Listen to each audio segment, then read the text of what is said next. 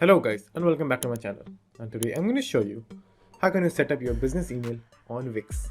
So firstly, just simply open your browser and just simply log into your website. Move over to your dashboard, which you can see over here. Now after you're in your dashboard, the first thing that you will need is to click on connect over here. But before moving on, in order for you to make a business email, you will need to have a domain. So just simply get a domain and link to your Wix website. Then you will be able to create a business email. So moving on, for creating the business email, just click on connect over here,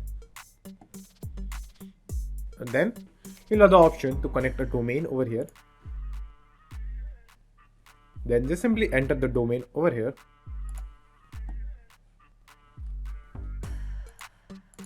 and then when you enter the domain, it will look something like this: the name you want and @ your domain name, whatever your domain may be. So just simply enter your name and your domain, and then just simply click next, and from there you know what you have to do. So that's it, and thank you for watching, and do like and subscribe to my channel, and take care.